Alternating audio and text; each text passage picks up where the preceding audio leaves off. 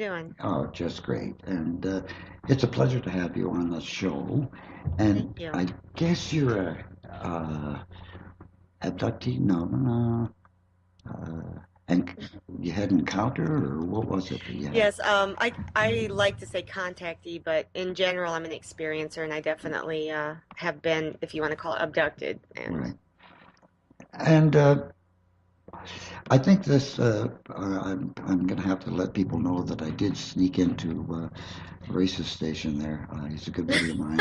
And Sunday night, I really thoroughly enjoyed your interview with the guys there, and Chris Brown too. He was on, and I wasn't crazy about the end of it with skeptics because I don't have very much love for skeptics, but uh, it's just listening to your story and what was happening. Uh, this started very early in your life, did it not? yes. Mhm. So you were just a young girl when you had your first, let's say, contact. Yeah, I was actually 5 years old. Wow. Yes. Mhm. And what did, let's say, what did they look like? What did the ships look like?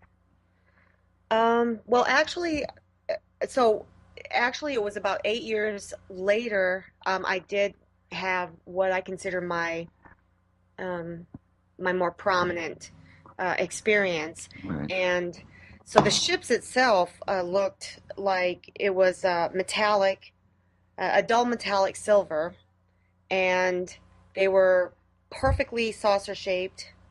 I like to say you take two plates and you sort of put them together, right, and so they make that nice little right, saucer shaped, and then right on the rim of, I mean, and right where the two plates or the two things came together, there was a band of lights that were on. I always say a band of lights, but they had circular lights, and I thought they were on a band. So they were flashing in a sequence, and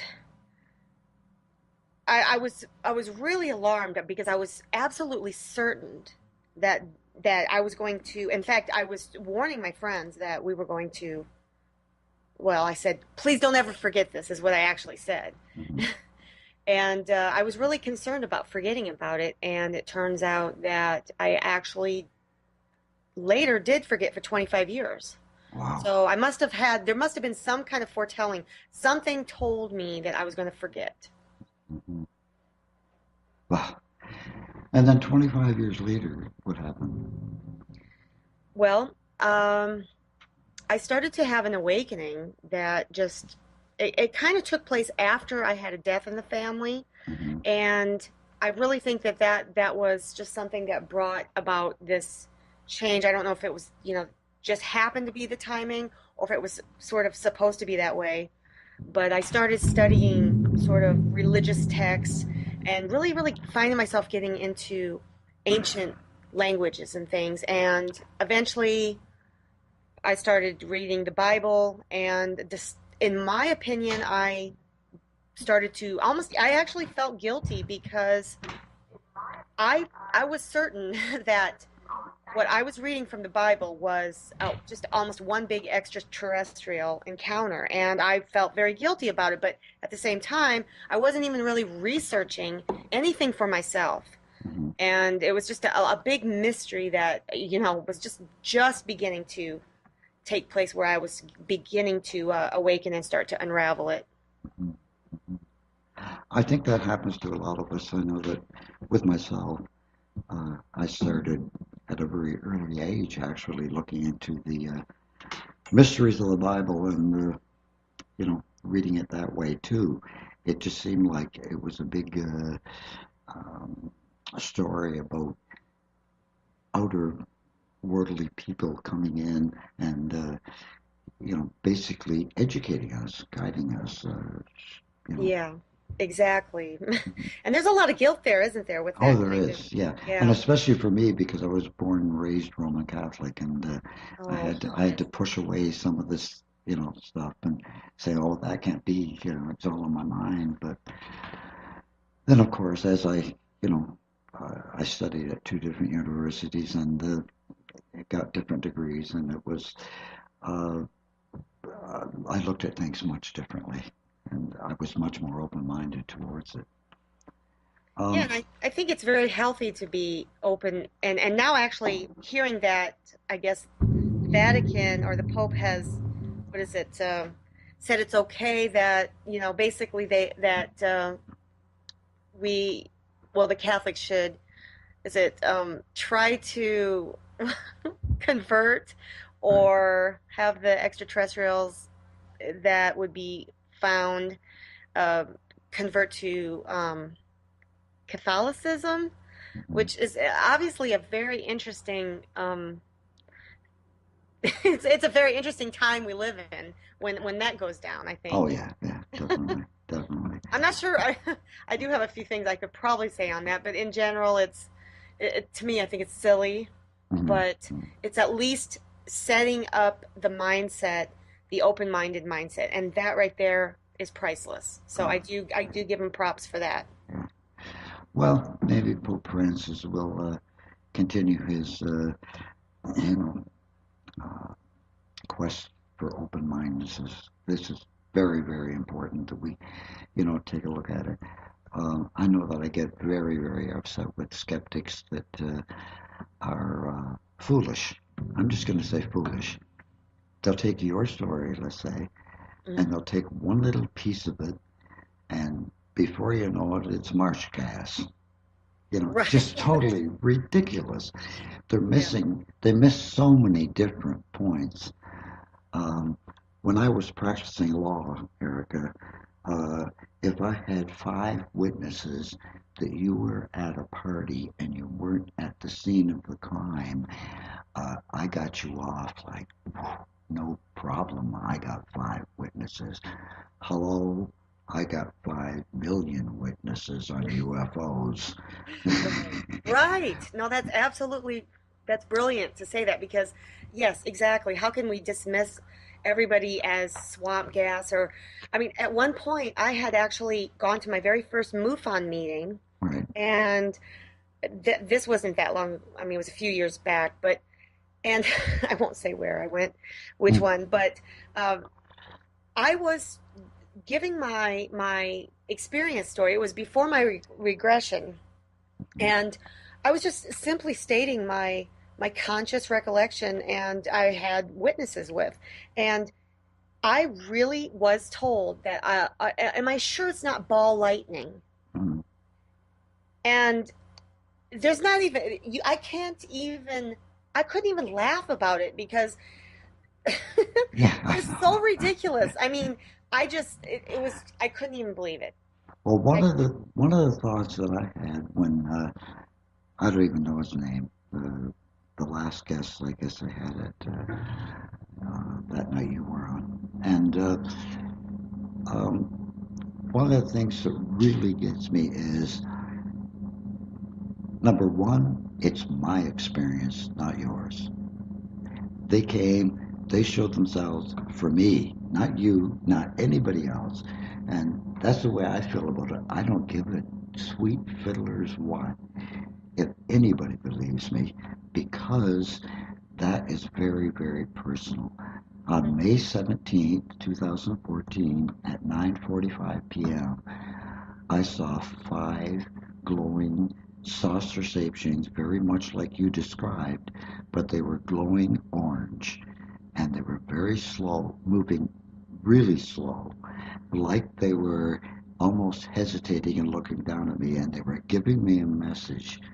And that to me was so benevolent, so personal, that nobody can take that away from me, not any skeptic, and I will never, say that it was this or that, and I live 11 miles away from CFB Trenton Air Force Command for Canada, and it's a Okay. huge airport, and I know airplanes. I lived here all my life, Oh and yeah. this had nothing to do with airplanes at all.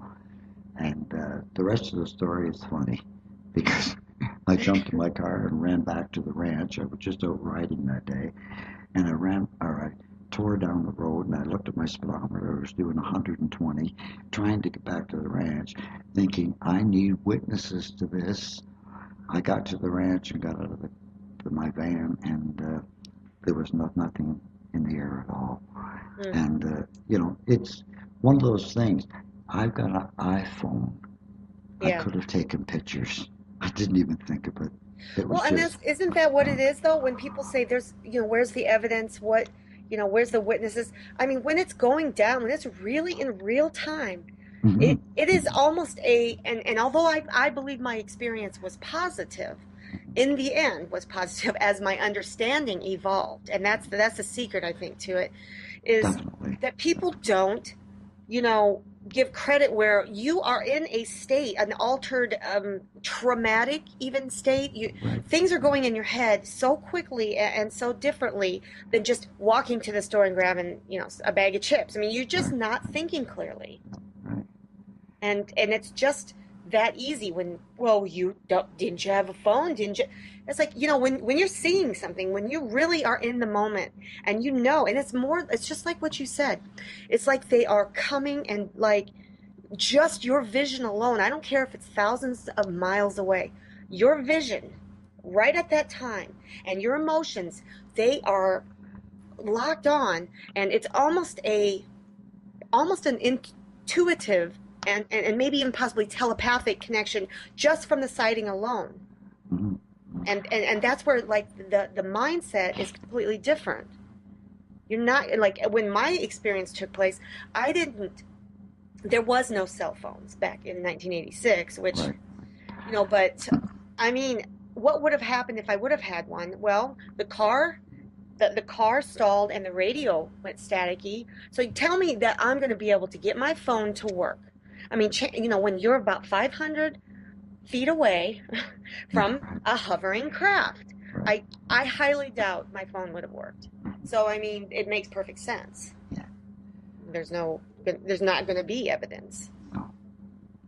Well, I take a look at it too, that I had another sighting 2 years ago, and I was totally amazed by the size of the ship.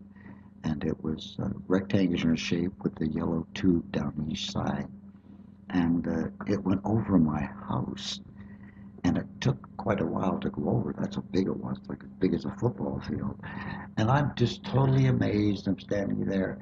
And it's almost like they put me, or I put me, into a hypnotic trance. Mm-hmm. And I was watching this thing go, and it went way off, out over the horizon, didn't go down below the horizon, just kept going and going until it finally disappeared.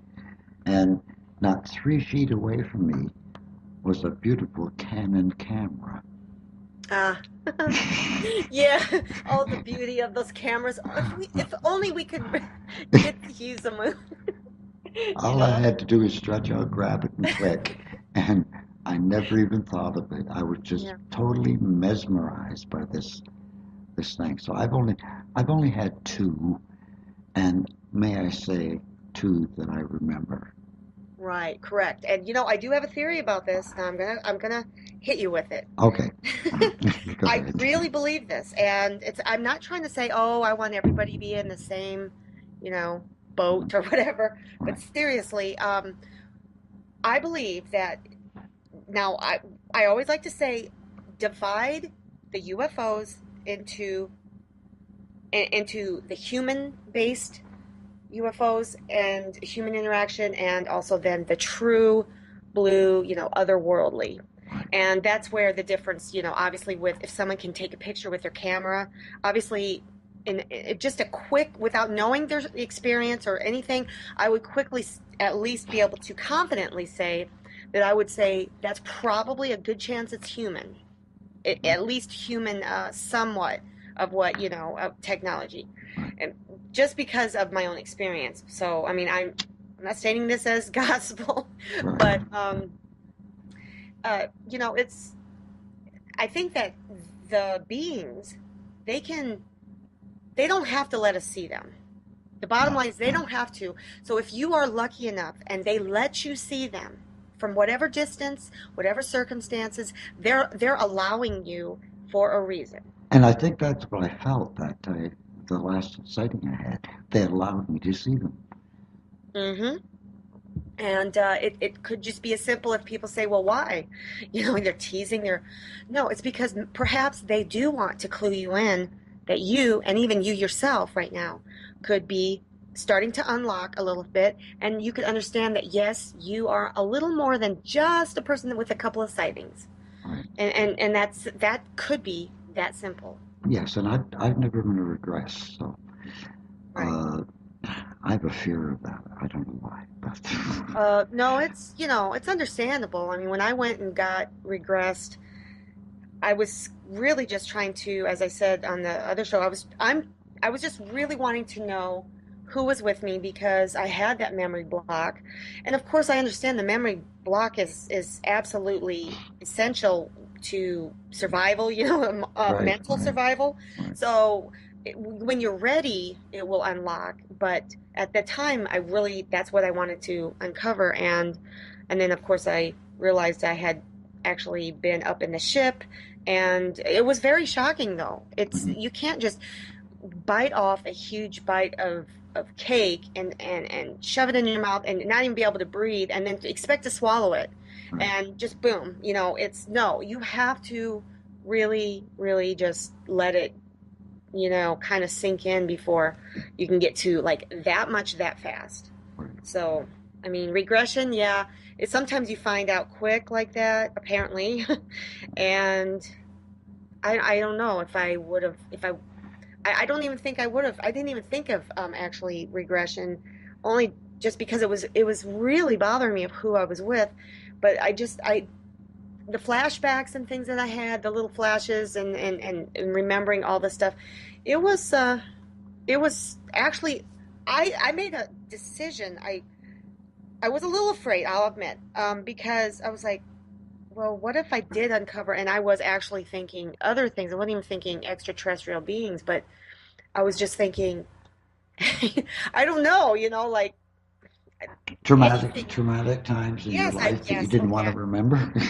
I was thinking traumatic in any sense, whether what if somebody robbed me and I just blocked it out, anything, that can stir up. So I don't know. I can see what you're saying Yeah. because Well, I think it's an evolutionary type of thing too, personal evolution, when you evolve to a state where uh, not only accepting but understanding what it's all about. I know that when I got very deeply into quantum physics, it was uh, I began to understand, uh, let's say, how they got here, or had different feelings on how they got here, and who they were, and you know. Um, like I was told many, many years ago, there was 72 different races observing our evolution and keeping an eye on us.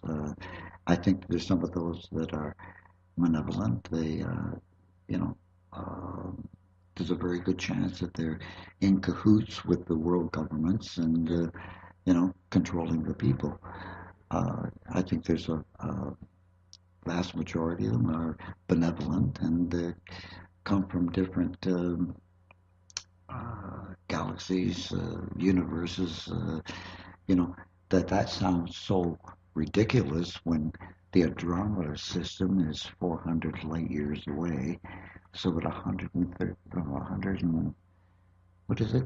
The speed of light, 186,000 miles per second. Jeez, I forgot that. I'll believe you on that one. I would. Okay. Um, but Erica, now through quantum physics, we have found that the speed of consciousness is 183 million miles per second. Now that is interesting. So instead of taking 400 years, 400 light years to get to Earth, it takes a quarter of a second. Oh, that's just But wow. that's the speed of consciousness. Now, when you take a look at the idea of multidimensional universes, what are we dealing with, really? Hmm, You know, right. And they can pop in, pop out of the sky. They're there, and then pop, they're gone, then pop, they're back. And you're Yes. wondering, what is going on here? Uh, if you look at the slot experiment, if you ever look that up, uh, Yeah, I actually did. That's all. That's about only thing that I can say I remember. right. So uh, we are in complete control of our own consciousness, but everything in the universe, all the, let's say, subatomic atoms are in waveform, and it's the observer, the conscious observer, that changes it to particle.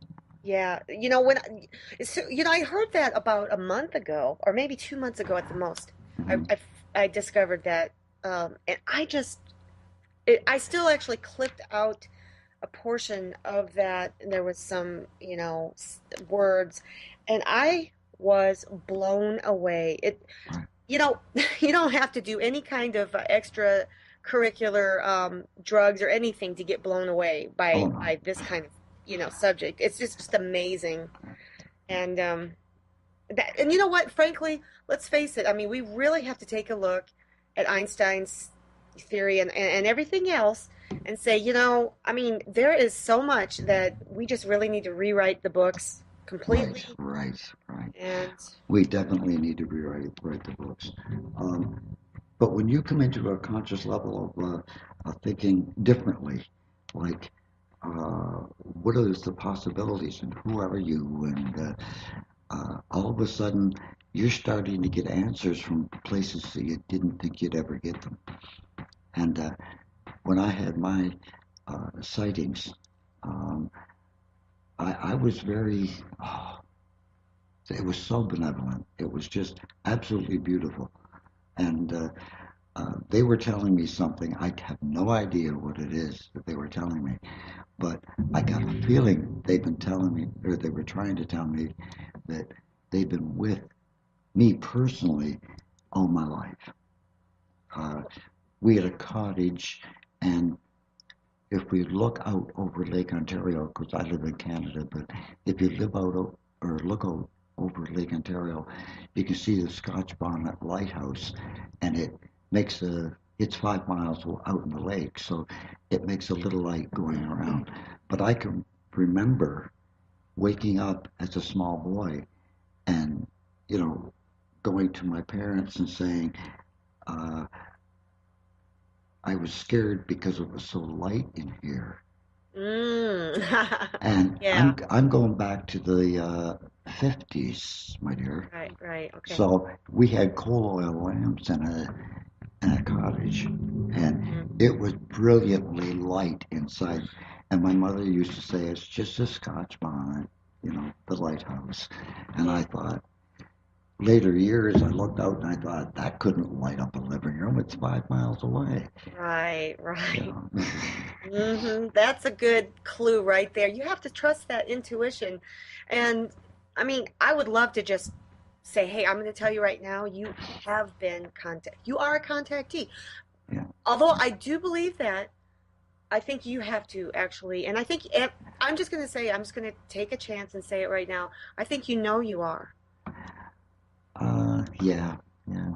I mean, it's It's just, I'm turning the tables on this on this interview. Now let me interview you. yeah, okay.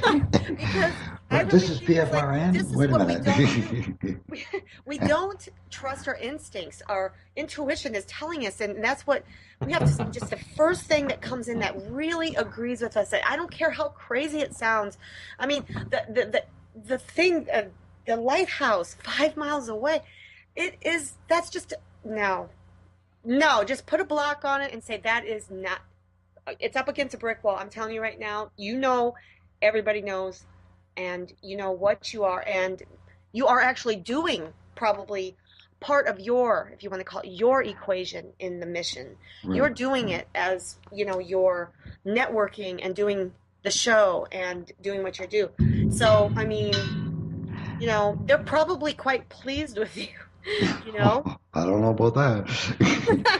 Nobody Well, else is, you might be a little brat. Just kidding.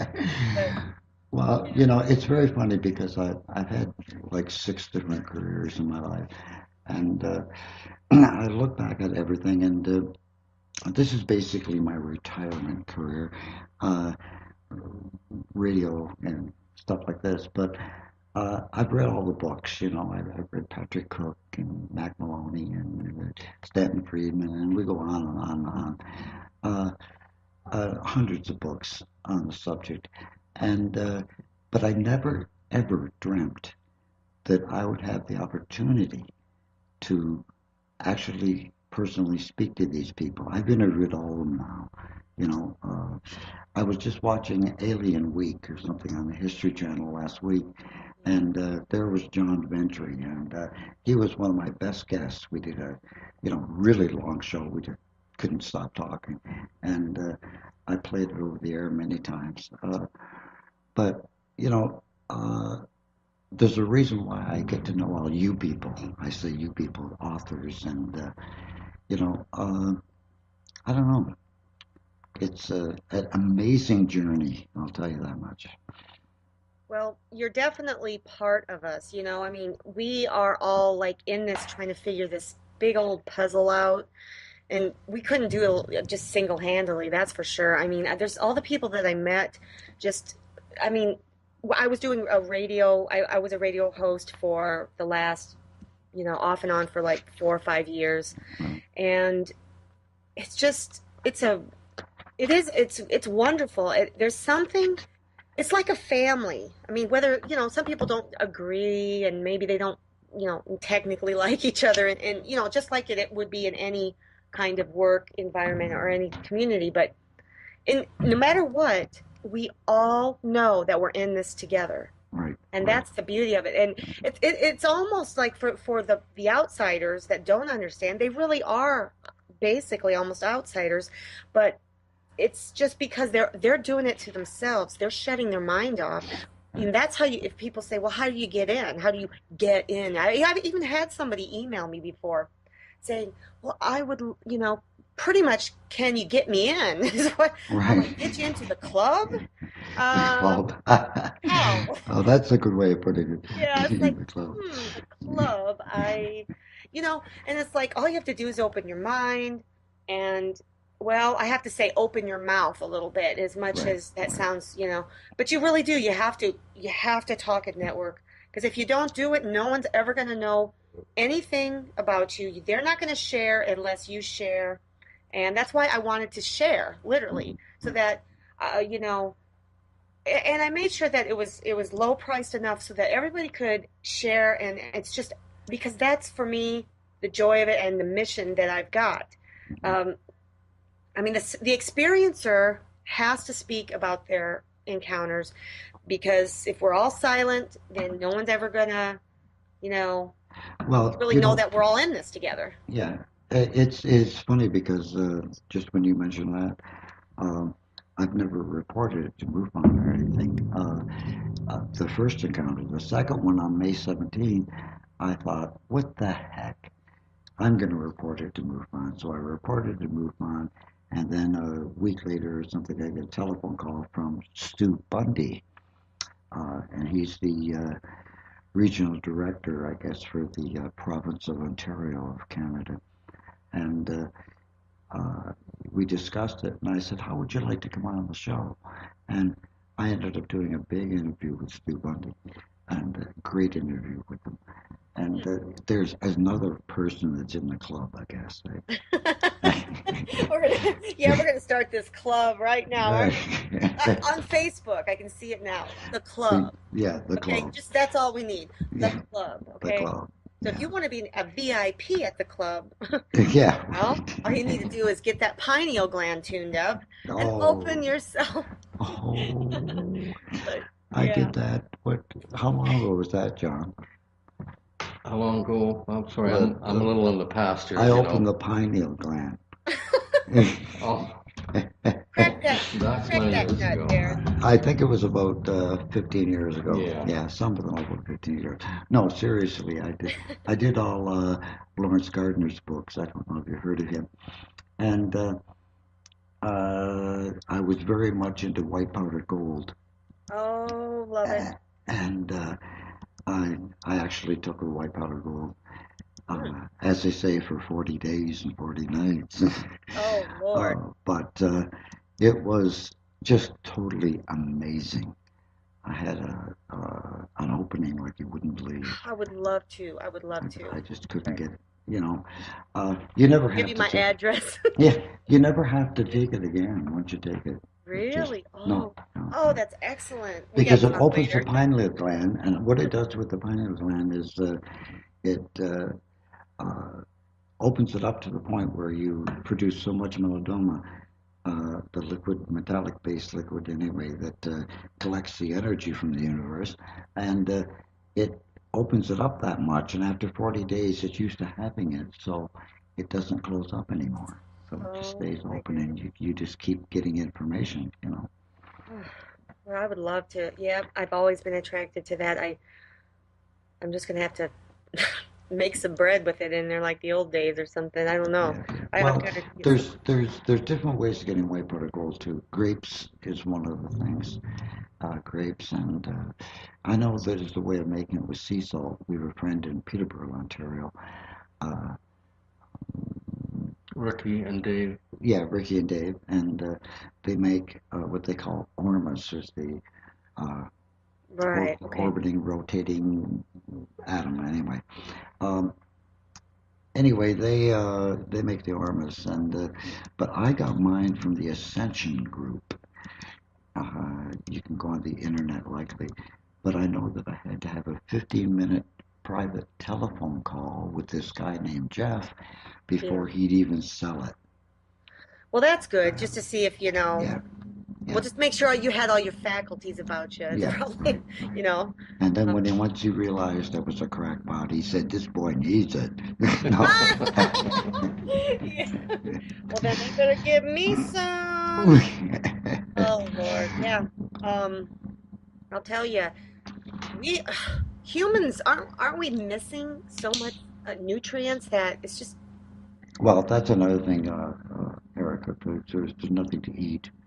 And I mean that seriously. There's nothing to eat. We had right. one of our scientists go through and take everything from the shelves that a woman in front of him was buying, and he just went behind her and he took what she was buying, and then he analyzed everything, and there was nothing nutritious in a whole week's worth of groceries.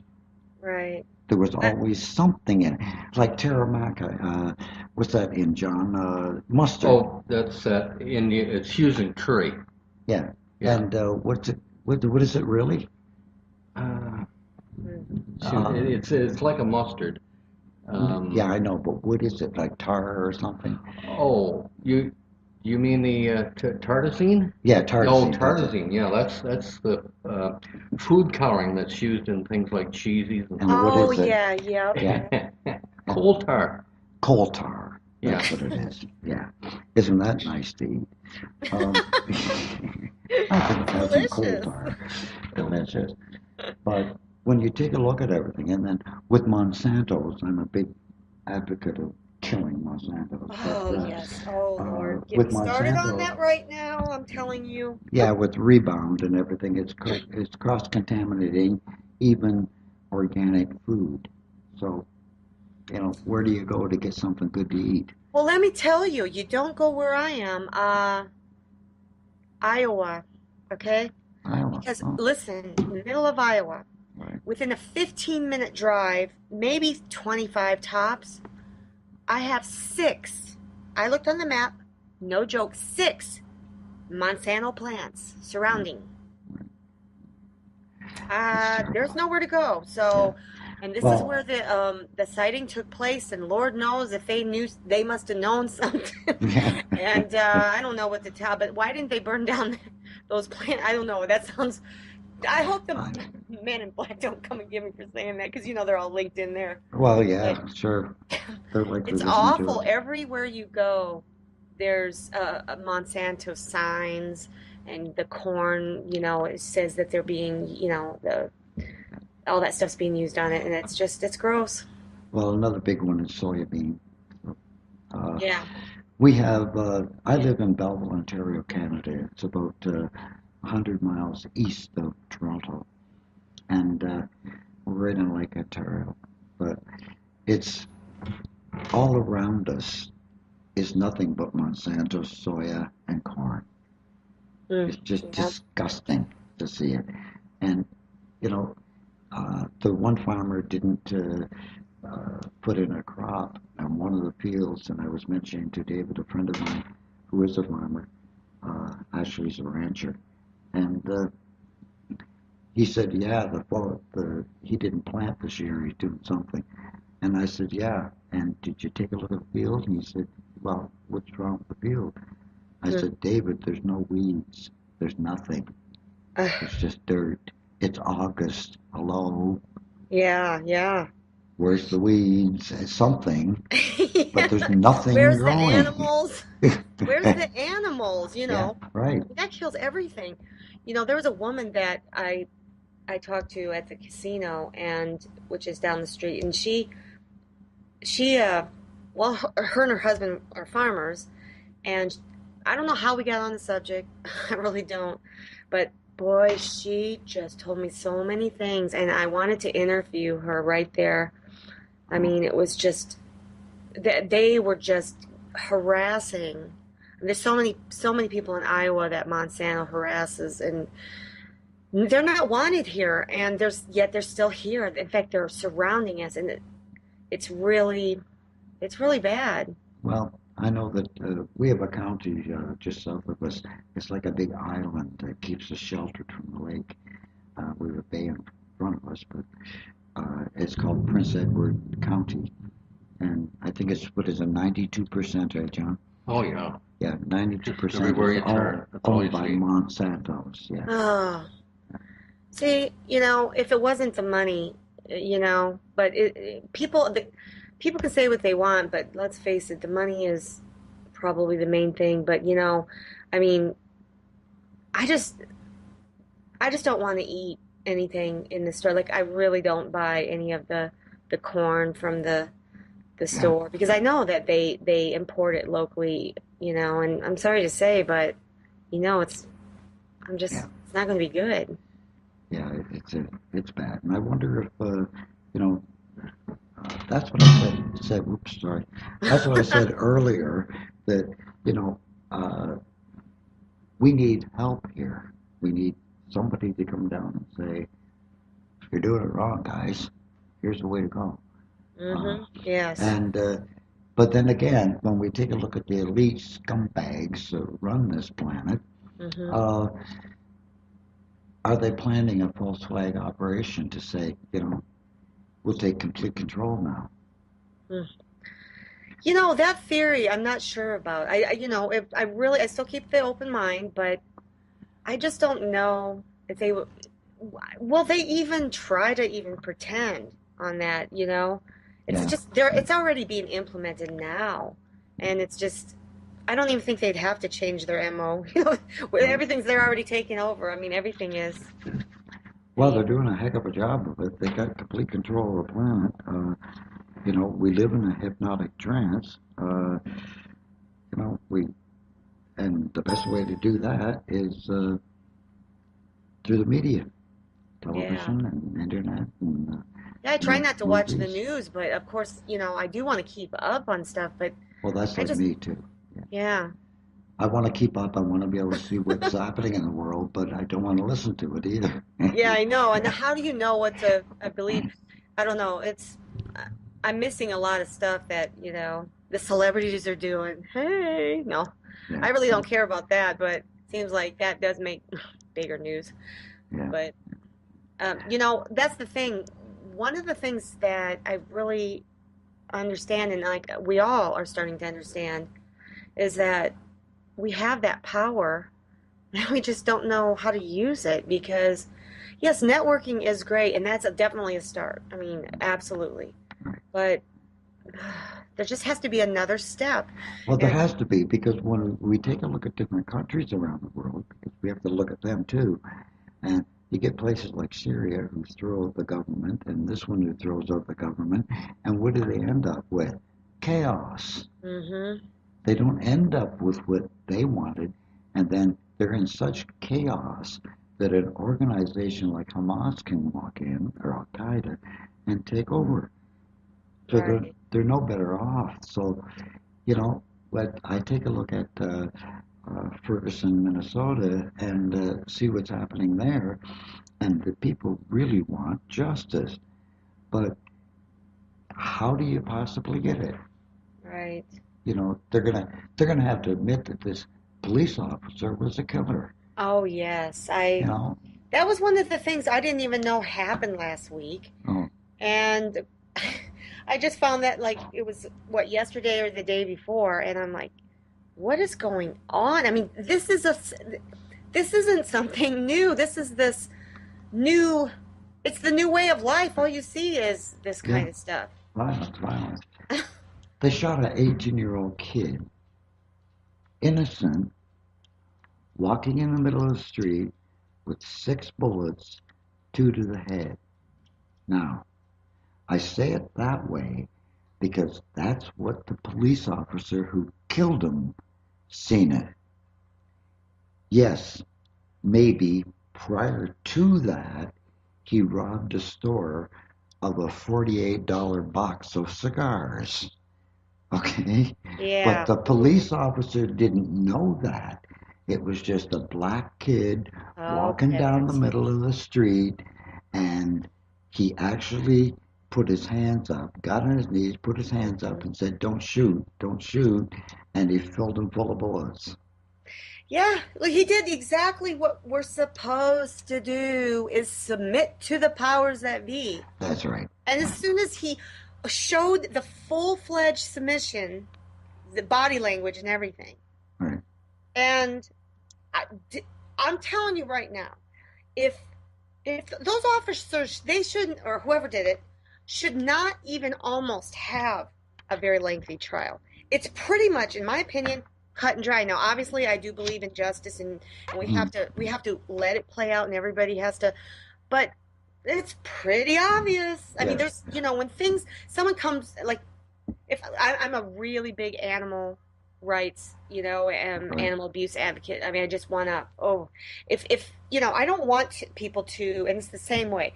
If people, oh, well, somebody, abused their animal. Well, okay, if you didn't see it, you have to really get that, evidence. You really have to, go through the proper steps. But if you're walking down the street and you see whatever somebody, go and I won't even go into details whatever they could do to an animal, and Mhm. it's more than obvious. I mean, it's right in your face. Right. Then what is the problem? They are going to drag this court case out. They are going to drag it out. Oh my Yeah. God. And it's a wonderful distraction because while that's happening, what's going to happen? What is going to happen in the world that we're going to miss? Well, Because you know how they always do that. it's all magic, dear. Mm-hmm. Right. It's all Walt Disney. That's right. You just keep your hand on my right hand here, okay? Because I'm stealing a few bucks out of your pocket with my left, and it's a distraction. It's Yes. just, and And the poor kid, the poor kid and the poor kid's family and everything is just awful. well, I know they got to go through this, and it's really too bad that. Well, they do have a lot of support, maybe too much. Well, They do have it a lot. divides us, doesn't it, though? It divides, I mean, people will be divided over race or off of this. Oh, They'll be yeah. divided off of poor versus, I don't know, maybe even poor versus rich, possibly, or the police against the people. I mean, it's a stereotype, and that's another thing with the beings that I met, for example. It's and it sounds and I'm still skeptical. I love to say that because it's really true. It sounds like the beings, Well, anyways, I mean, it's just a natural, Right. I do have a decent level head, about that and think, yeah, I can understand what people might. But seriously, from my understanding, I mean, there is a stereotype that people are following with even the extraterrestrials, it's just not just stuck with humans, Right. It's like all the reptilians are bad or all the whatever, Now, all I got to say is, from what I understood, I don't know that, and I don't know honestly that we should be even categorizing extraterrestrials, even in that sense, because, to say one race, I mean, everybody think one race is just like all the same and same mentality. It's just like humans aren't, Right. Right. and I mean, I feel sorry for the people that are humans that are actually in the government, then they're busting their buns, shall I say, to actually, make a difference and do good. Whether they're police officers or whatever, they're just really working really hard for the people. And something like this happens with, the media, what's happening with that kid's story and everything else.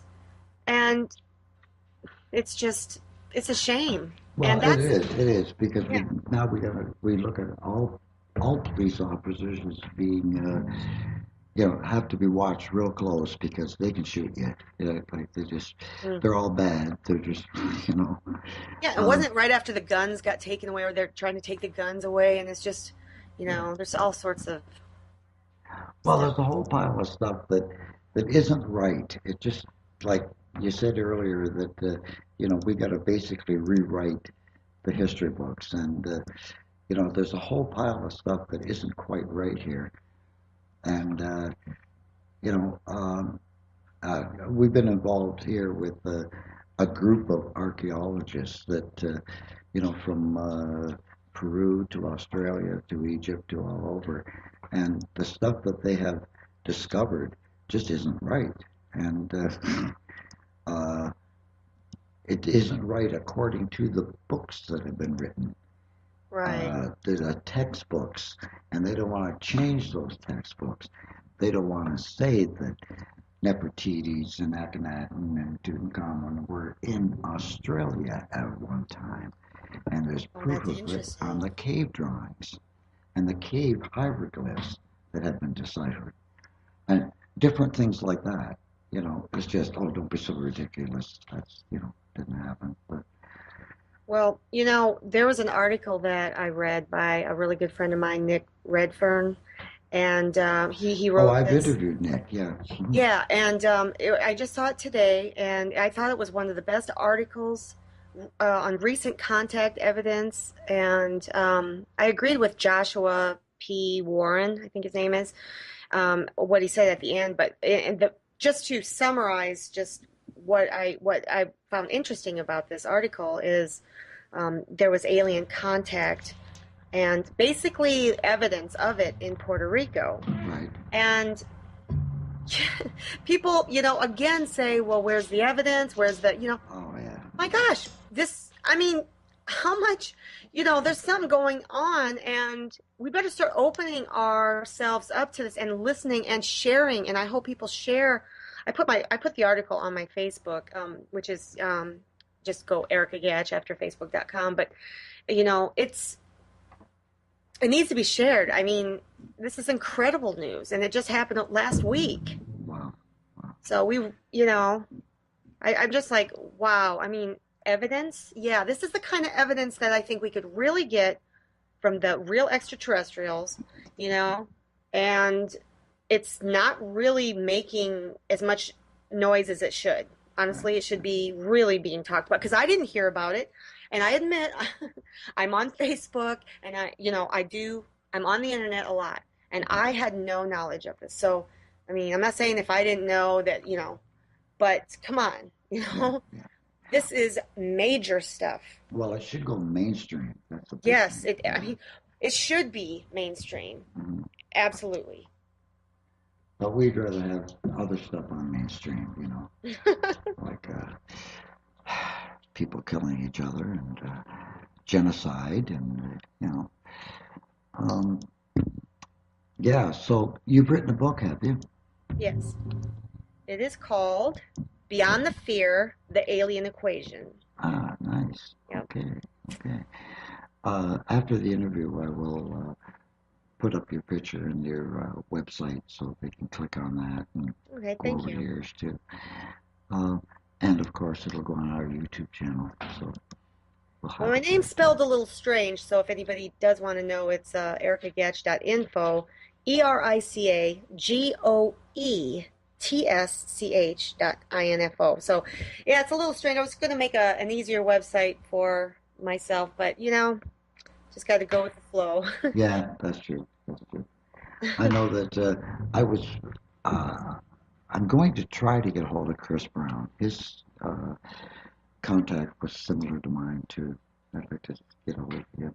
I don't Well, know if you, I do have his info if you yeah, need please, if you it. could throw me an email address or something, I'll get a hold of Chris and see if we can get him on next week. Yeah. We only broadcast one night a week now, so I tried the big thing. I did, we've been doing it for about 5 years, but I'm the only one with the, I guess, technical savvy to be able to do this. So it's Well, hard doing every night of the week. oh, Well, every night of the week would be, I would have to say hard is an understatement. I yeah. would have to say impossible, and almost impossible. I had a friend that was doing it every night of the week for many, many, many hours, but Well, to you each get his own. burned I out. couldn't do that. I couldn't do it. Yeah, you get burned out. You really do. Yeah. And you've got to be able to be up there with the people and say, okay.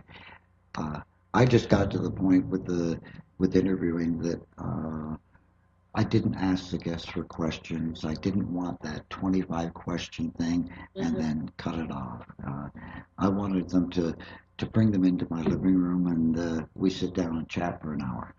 Oh yeah. No, I'm enjoying this because this is very, very different and it's very relaxing. Mhm. And it does make me think about other things because I am more than just my experience, but Right. at the same time, it always does tie into my experience as after once I awoke, if you want to use those terms, which I guess, was appropriate. I can't stop myself but to be compelled with discovering more and other things and this is what it's like a lifestyle, isn't it? Oh, it is. It is. It's a It's lifestyle. it's a whole different. It's a commune in our club. That's Right. what. That's what it is. It's the club. Boy, I I'll do. just forget it. Let's just call it a cult. No, Yeah, and the that's another cult. thing. The Oh, cult yeah, we might as mentality. well go with the cult. We've all been accused of a cult. Even me as a Roman Catholic. Oh, you belong to that cult? Yeah, yeah, I guess so. I Cult. But don't it's a cult of personality because we're so funny. But really, it's know. that's what it is. One of the biggest pet peeves. My gosh, like everybody, if it really bothers me because a lot of people they are who are trying to find answers and they do get sucked up into sometimes that cult mentality and it's again really it's counterproductive to the entire field Oh, when it is. someone says that they pretty much have all the answers and okay, well it's time to close your books, shut your minds off and I don't know, Yeah, plug in and just shut up. I mean, yeah, follow me. Yeah, I got the yes. answers. Yeah, Um, because I'll tell you, I know I'm just like barely scratching the surface, and that's why I did want to put different people. I have like 16 personal experience stories from other people in the book as well, mhm. because I I want the readers, and some of the readers are not gonna, be as understanding or not gonna know or have heard about. Maybe this is their first book or just first anything about the subject. I just can't assume that everyone's going to read it and just That's right. Yeah. so I want to at least had some, and there was some of the people, you know, it was just I think the timing's perfect. Whoever was in it was supposed to be in it, and I have artwork and illustrations as well by 7 people, including myself, and I just think that it's people that are not all of them. In fact, hardly any of them may be well known in the community, compared to, and I think it's great because there's so many different, and Chris Brown's was in there, and it just so many different people's experiences and their take on it, and for me, it's like a snapshot Hmm. to their memory. You're reading that snapshot, and it's great because, you know, It's another piece to the puzzle too, yes, it isn't it? is. Yeah. Yeah. And I think that's a big thing that we all got to get together and you know voice it over the internet or wherever through the social media. Uh, and give people the insight of what we saw and what we felt and what we learned from our experience. And maybe they'll come forward and tell us theirs. Uh, yeah, it's very, very important that we get the word out and keep shows like this. I know that Race is getting burned out. That poor man. I don't know how he does it.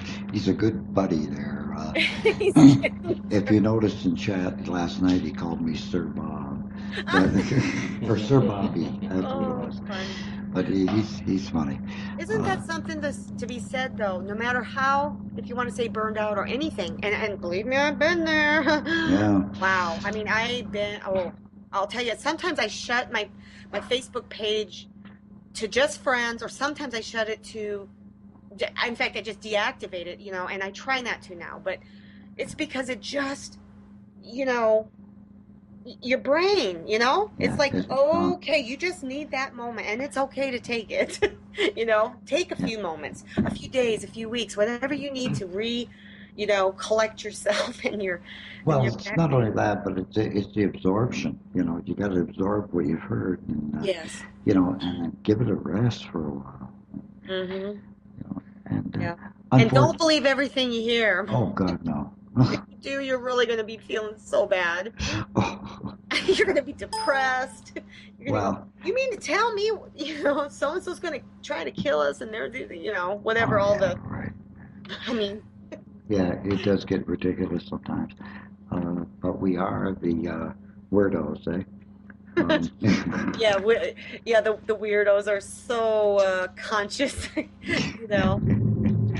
It's funny, yeah, because we're just supposed to just shut up, and we're not supposed to be, it's not the typical norm and stuff. But you know what? I'll tell you, the reason that the psychologist agreed for me to do, he was working with me for anxiety, and it did happen after I developed it as I got older, and it did kind of start to develop after the event of '86. But basically, I just got to a point where I just thought, well, I'm not gonna, I'm just gonna go ahead and see someone, and just, you just kind of learn relaxation a little bit and things. Well, that's fine, and there's nothing to be afraid of and ashamed about, and so I went and I told him that I had this experience, and I told him what I had seen at that night, and I just really thought, the paddy wagon was coming. Right. Boys with white coats. Okay, here it comes. Get my lawyer ready because, but he looked right at me and says, you know what? My brother saw something. And he kind of briefly described. And I'm like, okay, this is the guy, I'll just go ahead and see if he'll let me know who was with. And it was very relaxing. And of course, after what took place and the regression, when I did open my eye again or whatever, I saw his mouth was, dropped. He was a little in a shock kind of state, and I was being very I was holding a lot in because I was always in the back of my mind I had something saying, oh, this guy's watching, and he's I didn't want to look crazy, so I was holding in details at the time, but I clearly saw them, and so but see, at least he was open-minded, Well, at least he had need. a brother, and that now he really never commented afterwards. He doesn't talk about it, and I think that's fine, whatever he needs to do. Right. But so I would never, and no offense to him, I would never go to him again, just because I think it needs to be. I would like to go and be regressed again. I do want to, but I think that it would have to be a person this time that would be absolutely, specific for that type of experience. Right. Somebody with that experience that would understand more so than just your average psychologist. I'm not good with psychologists either. Well, think about it. A lot of people say, well, regression can't be I mean, sometimes you have to watch the credibility of just, some people could lead you on and, sort of get you to say or see things. Well, obviously, you can rest assured that this guy was not leading me on because, he was not into that. So he wasn't going to say, well, was it a UFO? No. I mean, he wasn't going to say any of that. But so I'm kind of glad that happened. And as far as who he was, because I was comfortable with him and things like that. So, I mean, it was definitely meant to be, and that's the whole thing. Even us talking right now, it's absolutely meant to be. Yeah, definitely. And anyone listening, it's absolutely meant that you're sip your drink and have your cigarette or whatever you need to do. And really, though, think about your own sighting if you've had one, and what kind of responsibility, do you have a connection? Because if you have a connection, I think it's important. And I'm saying even as an anonymous person, okay? Because some people obviously they have careers, family. They don't want to. They are fearing the ridicule, and I did write about that in the book, but sort of how to deal with it a little bit. But hey, you can be anonymous. You really can, and there's organizations to go to. I'm one of the state directors for ICAR, which is International Community for Alien Research, but I answer the emails a lot of times, and so everything's private. Just people can just write me. It's private. I'm not going to say things that I'm not going to cut anybody down. I just think that's a big thing. It's like you can talk about it even if you don't say your real name. Right. Before I leave you, Erica, could you give us your website again? The Sure. address? It's ericagoetsch.info, spelled ERICAGOETSCH.info. And it does have a direct link that you can click to take you to the book. And there's a Kindle edition as well as paperback. And if you do get it, I have to say this because I really do want to make things transparent. And I appreciate all of the reviews. I got a review that it was honest, and I absolutely loved it. And I ended up friending the guy on Facebook. I like to get really interactive with people like that. And I told him thank you. I really meant it because I'm not an experienced writer, you know what I mean? And I understand there are going to be people that are going to, take a look at my writing skills and things, and absolutely, and things like that. So anything that I get for feedback is something I cherish because it helps me improve myself. Right. And so write a review. I don't care. Just be honest, and let me know how you liked it, and maybe if you didn't like something or anything, and I appreciate it. I really do. Right. Well, great. It's been a real pleasure having you here, Erica. I had a blast. Thank you. And we got to stay in the club here. So. Yeah, yes, we do. Okay, so we will be in touch for sure. Oh, definitely. Thank you so much. Thanks a lot. All right, thank you. Bye-bye. Okay, that was Erica Goetsch, I guess. Yeah, Goetsch.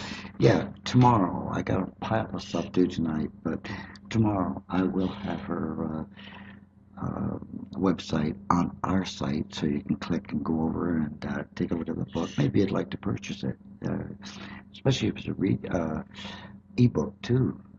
That I was sort of interested in. Maybe I'll see if I can get a hold of that. And say good night, John. Good night, John, and good night, folks, and thank you very much for joining us here at PFRN. We are PFRN. We're going off the air right now. Gonna go over to Auto DJ. We got some shows over there for you. And until we meet again in that special place between sleep and awake. Good night, everybody.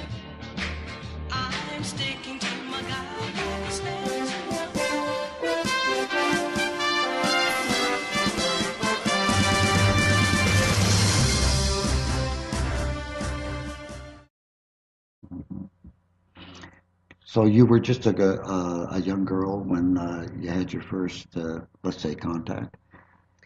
Yeah, I was actually 5 years old. Wow. Yes. Mhm. And what did, let's say, what did they look like? What did the ships look like? Well, so actually, it was about 8 years later. I did have what I consider um, my more prominent experience, Right. and so the ships itself looked like it was metallic, a dull metallic silver, and they were perfectly saucer shaped. I like to say you take two plates and you sort of put them together, Right. and so they make that nice little Right. saucer shape. And then right on the rim and right where the two plates or the two things came together, there was a band of lights that were on. I always say a band of lights, but they had circular lights, and I thought they were on a band. And this, in my opinion, I actually felt guilty because I was certain that what I was reading from the Bible was just almost one big extraterrestrial encounter, and I felt very guilty about it. But at the same time, I wasn't even really researching anything for myself, Mhm. and it was just a big mystery that was just beginning to take place, where I was beginning to awaken and start to unravel it. Mhm. I think that happens to a lot of us. I know that with myself, I started at a very early age actually looking into the mysteries of the Bible and reading it that way too. It just seemed like it was a big um, story about outer worldly people coming in and basically educating us, guiding us. You know. Yeah, exactly. And there's a lot of guilt there, isn't there, with Oh, that there kind of, is, yeah, and yeah. especially for me because I was born and raised Roman Catholic, and Oh, I had to push away some of this, stuff and say, oh, that can't be, it's all in my.